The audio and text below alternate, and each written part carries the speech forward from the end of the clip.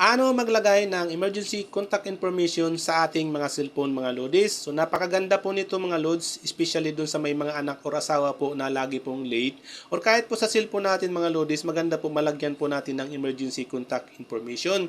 So hindi man po natin hinihiling, diba, in case po na may emergency, isa po sa kinukontak po ay yung mga contact information na nasa cellphone po para ipaalam po natin yung ano mangyayari sa atin. Or halimbawa po nawala po ang cellphone nyo, kailangan kontakin kung kanino po ang cellphone na yan. Dito sa emergency contact information mga lodis, pwede nyo ilagay po ang contact information. Ayan.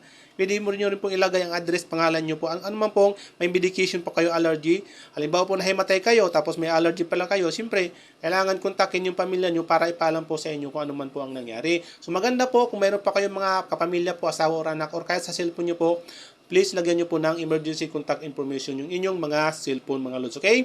So paano lagyan yan at paano gawin? So ganito lang po ang gawin nyo mga lodis. Lahat naman po ng cellphone mga lods, especially sa mga Android or iPhone, mayroon po yan na emergency contact information sa ating mga cellphone. So ganito lang po ang iyong gagawin. Pumunta lang po kayo sa setting ng inyong mga cellphone. Hanapin nyo po ang setting ng inyong mga cellphone. Ayan po. Ayan. And then dito po sa setting ng inyong mga cellphone, hindi po lahat pare-parehas ang setting ng ating mga cellphone. So mas maganda po i-search nyo na lang po sa inyong mga search button or search bar dyan ng setting ng inyong mga cellphone ang emergency information. Ayan, click nyo po dyan. And then i-search nyo po. Kahit emergency lang po, ayan. Halimbawa po yung emergency, ayan. And then hanapin nyo na lang po ang, yan po, emergency information, ayan, ayan. Pwede nyo po yung i-click ang dalawang yan. So, i-click nyo na lang po yan, emergency information, and then mapupunta po kayo dito sa emergency information. Ngayon po, siyempre wala pa naman po kayo nakalagay dyan. Ang gawin nyo po, i-click nyo po yung edit information. Click nyo po yan. And dito po, maglalagay po kayo dito ng medical information. So, napakahalaga din po, especially po dun sa may mga nagme-medical po. Halimbawa po namatay kayo, maganda po, lagyan nyo po ang ganitong cellphone nyo kung may mga allergy po kayo. So, hindi na po natin hinihiling po di man na mayroong masama. So, in case lang po, siyempre hindi natin alam yung aksidente. So, dito po, maglalagay po tayo ng name. I-click lang po natin yan, ganyan. And then, maglagay po tayo ng name. Halimbawa po, Bartin. Yan po. Okay lang po natin. Ayan.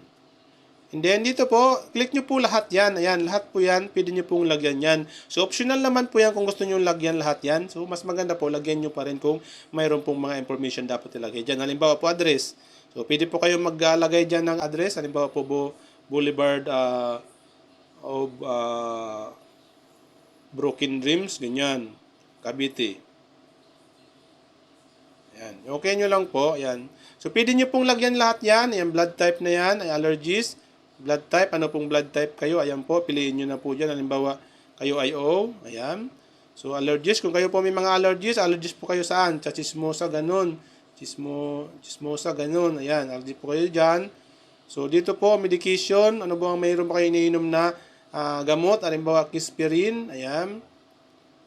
So, dito, kung kayo po ay organ donor, so, maglagay naman po kayo dyan, yes or no. Kung hindi nyo po alam, ano, hindi nyo pa na yan. Hindi nyo ano na lang, So dito po, medical note, kung kayo ano kayo ng medical, halimbawa po, meron po akong napiparan dyan sa puso, ganoon, maglagay po kayo ng ganyan dyan. So pag napilapan nyo na po yan, yung mga gusto nyo i-fill up, back nyo lang po. Ayan. And then dito po, maglagay po kayo ng add contact dyan. Click nyo ang add contact, and then mapupunta po kayo yan sa contact information. Ayan, click nyo yan. And then, lalabas po dito yung mga contact information. Hanapin nyo lang po dyan yung gusto nyo ilagay na contact information. Kung hindi naman po, kailangan nyo po muna mag-save ng contact dyan sa cellphone nyo.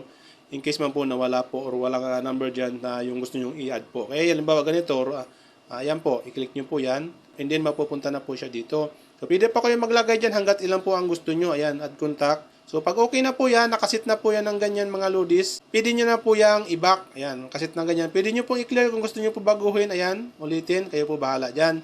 So pag binak nyo na po yan, okay na po yun, nakasit na po yung inyong contact information na nilagay. Ngayon po, titinan po natin. Ayan, i-back ko lang. Ayan. Ngayon po, halimbawa po, siyempre nakalock yung ating mga cellphone, naka-close, nakaganyan. So, pag inopen po nila, ayan, siyempre nag-lock siya, kailangan nilang i-lock screen. Siyempre, ganyan lalabas kung mayroon po kayong ano man po ang inyong mga security. So, lagi pong may lalabas yan dyan na emergency. Kung saan man po sa screen yan, lagi pong may lalabas dyan ng emergency. So, halimbawa, i-click nyo na lang po yung emergency. Yan po, i-click yung emergency. And then, siyempre, lalabas po yung emergency sa taas na yan. Ayan, emergency information. I-click nyo po. And then, tap nyo po. So dito po lalabas po dito yung mga emergency information po na nilagay nyo. Ayan po, ayan, nilagay po natin yan. Ito yung isa, yung contact information, ayan. So ganun lang po mga lodis ang gawin nyo kung paano maglagay ng contact information sa ating mga cellphone. So napakaganda nito mga lodis, i-set up nyo po ito or set upan nyo po yung mga cellphone ng inyong mga asawa at anak, sa inyo rin po cellphone at sa cellphone po ng inyong kung sino man po ang kapamilya o kaibigan nyo po mga lodis. Okay, sabihan nyo po na i-set up or mag-set up po ng emergency contact information. So ganun lang po mga lodis. So sana po nakatulong. Kung may katanungan ka po, pwede ka pong mag-comment sa comment section ng video na to at sasagutin po natin yan Lord sa abot ng ating makakaya. Hanggang sa muli Lodge, much love, God bless.